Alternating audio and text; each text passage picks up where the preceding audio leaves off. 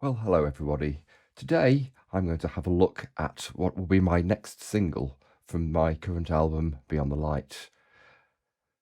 I thought, for a change, as well as doing the promotional video, which will go up onto the No Miss YouTube channel, I thought for the purposes of this channel, I'd go through how it was actually created. It's actually a very simple project file, although it certainly gave me more than its fair share of issues. So what I want to do is to talk about some of those, and we'll go from there. So first and foremost, let's get into Nana Studio and let's have a listen to the track.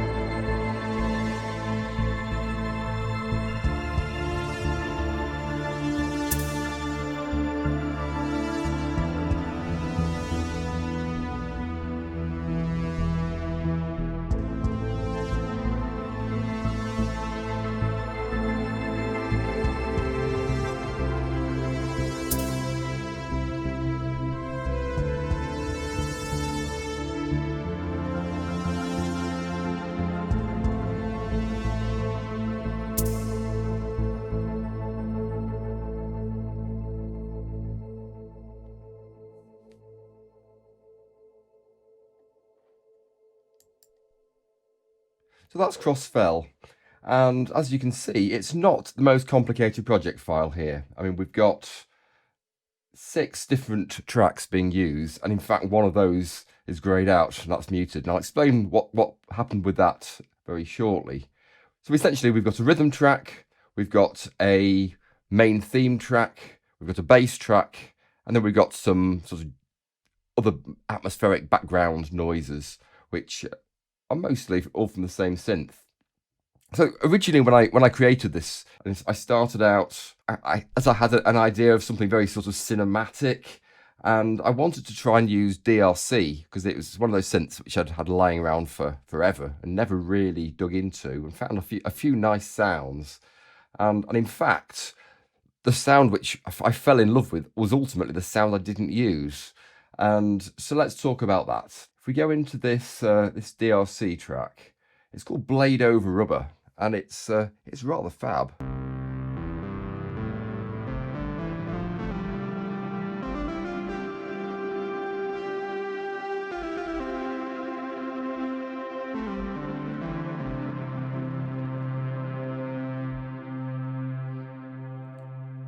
So as soon as I discovered that, I thought, right, I really want to try and write a track with this.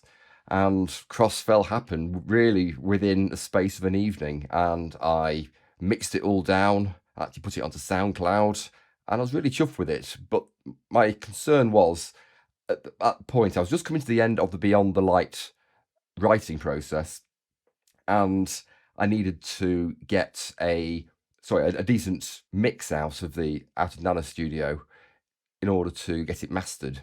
Now, that should be dead simple, but when I came back to the mix that I had on the system, something had gone really skew whiff with this sound, and it was sounding really metallic, and I didn't seem to be able to change anything on the system to get my sound back again.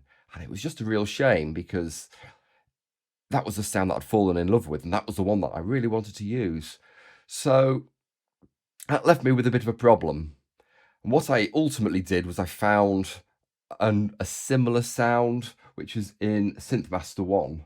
If we just swap over, there we go. That's called Venom.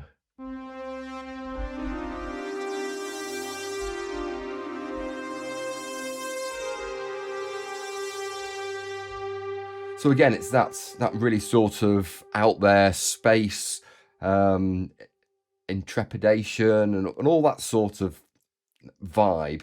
So I was in a bit of a quandary for a while, because I sort of bounced between these two sounds. Did I go with the one that I loved from the outset and wrote the track with, or should I go for the one which I had more belief that it might actually make it to the mix without screwing up? And in the end, it came down to Synth Master. It was reliability, which was the thing which drove the situation. And listening back now, I think I actually prefer the Synth Master track to the original DRC track, but we can do a little comparison on that. So this is the version which we went with.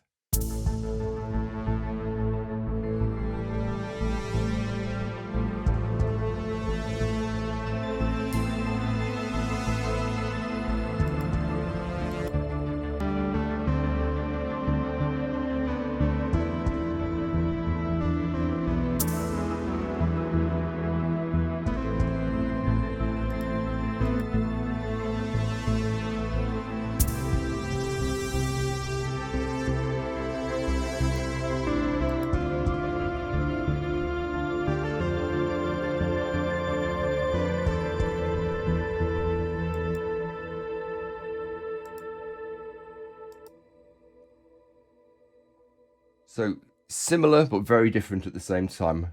And ultimately, it became a personal choice. I preferred the Synthmaster track in the end, but it took a lot of soul searching, and to be honest, the actual track bounced between Nano Studio and Cubasis 2 and Cubasis 3 and back to Nano Studio, because I couldn't work out why this DLC was doing weird things, and I never did get to the bottom of it. As I say, playing it now, the sound is perfect. It was exactly as it should have been. But at other times, there's really tinny, nasty sound, and nothing to my knowledge had changed. So that's the world of synths, I guess. So we've talked about the main theme, but what else is going on in this track? Let's go back into the main screen of Nano Studio. The rhythm is the Atomic Weight kit in Slate. And this is a kit I come back to time and time again. It's just really quite nice.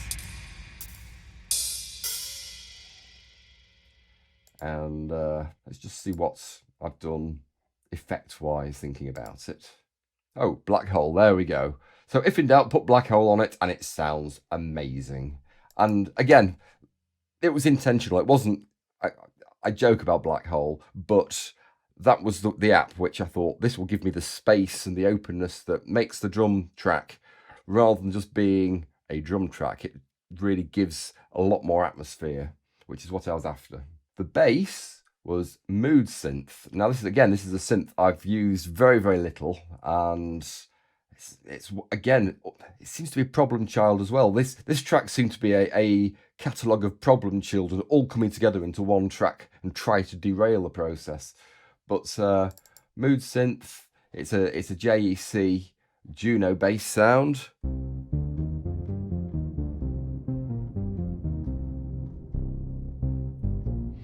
It's quite a soft sound, and again, the idea with this sound was that I don't want it to overpower anything. It's there to provide balance to the rest of the track. All the excitement and the interest is going on at the top end, but you need something just to anchor it down.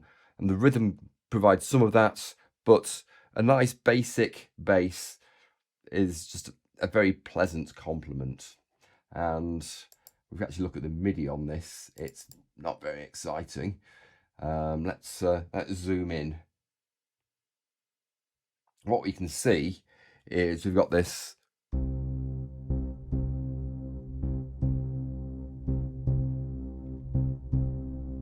constant rhythm, and again, that's just trying to drive it along as a almost like a heartbeat. That was the feeling that I wanted to create, that this thing was alive rather than just going with the 4 on the floor with the drums and the bass all slotting together. That wasn't what was required here. This was all about trying to take the piece of music into a little bit of an adventure. Now, rather bizarrely, and I don't understand this at all,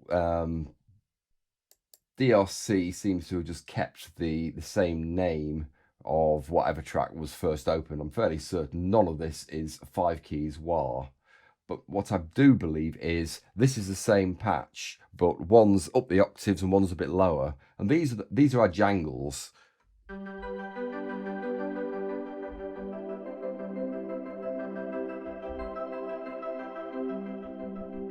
So it's arpeggiated, and that just gives that, again, a lot of space. There's stuff bouncing around all over the place, just to give the feel for, again, that adventure. If we go to the other one.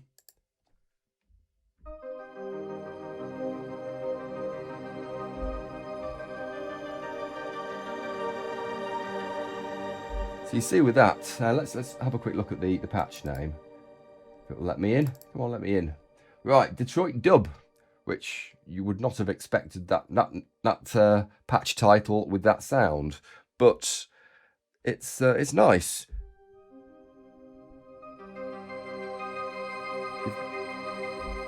You've got that arpeggiated pluck sound, and then quite a nice sort of gentle pad which shines out within the mix. So you get a few things which are fairly sort of static in like the bass stays where it is. You've got these pads, they stay where they are. Then you've got these jangly bits in the arps, and rather than it being a standard drum beat, it's more drum effects and just a lot of echoing and black hole galore, and that just gives all that space. Now, the thing that's quite nice with this Venom patch is the mod wheel gives the filter a nice open.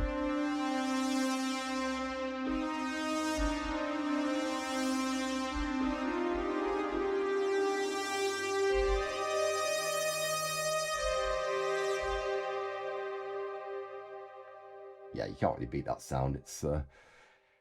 It lends itself nicely to this sort of track. Right, so, I mean, I talked about how this was a bit of a problem child, and it was all to do with this this other DRC patch, which was the blade over rubber misbehaving.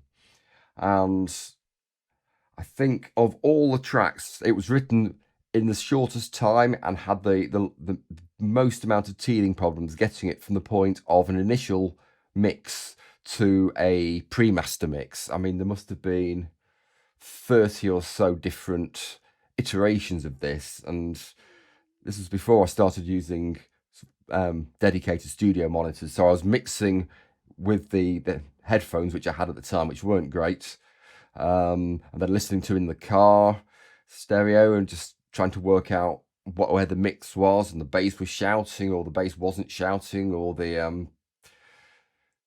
this shrill metallic sound coming out of the main theme which I didn't understand, and it was just extremely painful. And it was one of those tracks that I knew that it was a good track, so I wasn't going to bin it off, but there were so many opportunities in that process where the iPad could have been thrown through the wall, and I could walk away because it was just so torturous. But I'm glad that we got there, and I'm really happy with the mix. It's one of my favourite tracks on the album, and I think as the album opener, it really sets the mood. But I thought it might be interesting just to have a look at the project file and try to demonstrate how one of my tracks that has been available for a little while now was actually put together. And I hope it was some sort of use. Let's have a look. That's our rhythm track. So we've got the kick drums again. It's that heartbeat. There we go. We've got the ride. Let's see what else we've got going in there. We've got a shaker. The shaker's very nice. Again, it just gives that top end a bit of space. Now, what else have I done with this track? We've talked about the synths, and I've mentioned that a couple of them were arpeggiated, but let's have a look at the audio effects used. So we've already mentioned the drum kit, which just had Black Hole with a Dreamscape preset on there. I don't think I've changed anything from the preset. And the bass, there's a lot going on here.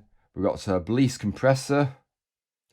We've got an EQ just taking out the top end. Again, I just really wanted that bass to just sit very low in the mix and just be a bass and nothing else. I then widened it with Bliss chorus. And then, of course, the Black Hole. Again, default setting this time, just to try and make it a much gentler sound, so it's not stabbing away and it just feels like it's pulsing rather than anything else. These two ARP ones, we've got Bliss reverb this time. I like to mix it up. And Haze 2. Now, for those that don't know Haze, this is a sort of stereo balancing thing. It basically takes all the different frequencies and shifts them all over the stereo spectrum to make a mono sound much more stereo. And with these being arpeggiated, it means that they jingle and jangle all over the stereo spectrum rather than all just being in the same place. So that's the first of the ARPs.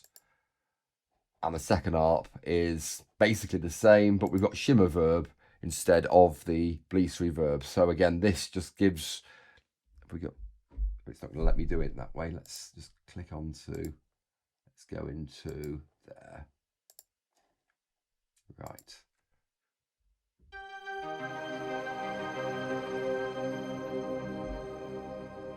So what you're getting there is almost like an organ, really, that's just sort of in the background. That once the ARP has disappeared, it's just a constant background, say, shimmer, really. So again, it just gives that little bit more, something a little bit more static within the mix where there's other stuff leaping around. And finally, our lead sound. I mentioned it was the Venom preset. But what really brought the lead sound to life, both with the original DRC one and the Synthmaster one, was using Bark filter. Now, this is using the famous triple band, which I know a lot of people use this as a quick fix mastering tool, because it just sort of pulls out all the mids and makes everything sound a lot sort of livelier. And what it did in this track was just make the filter opening sound even more extreme.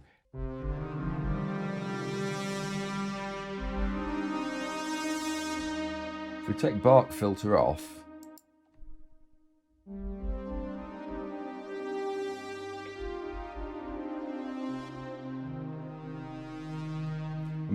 I mean, you've instantly lost the compressor, which makes the whole thing that bit louder, but it's also lost that really throaty sound, which is in the main theme.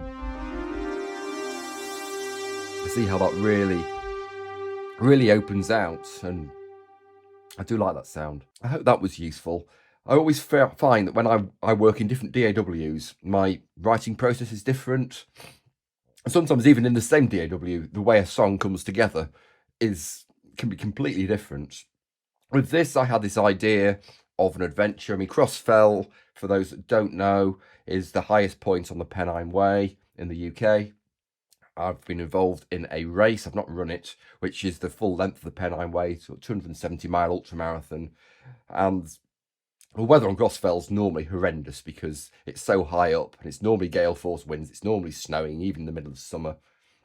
It's a wild place. And so this idea that you could be out on an adventure in a country which feels so connected and so small. I hope this was a helpful video, an interesting video. Please subscribe to the channel if you've not done so already. And also, I'll put a link to the music video for Crossfell, which will be going up on the No Emis channel. Go and subscribe to that channel as well. It's only got about a dozen subscribers at the moment, so it's looking quite sad and sorry for itself. So please like this video, go to the No Emis channel, like the video there, subscribe there, and I will see you in the next video. Bye for now.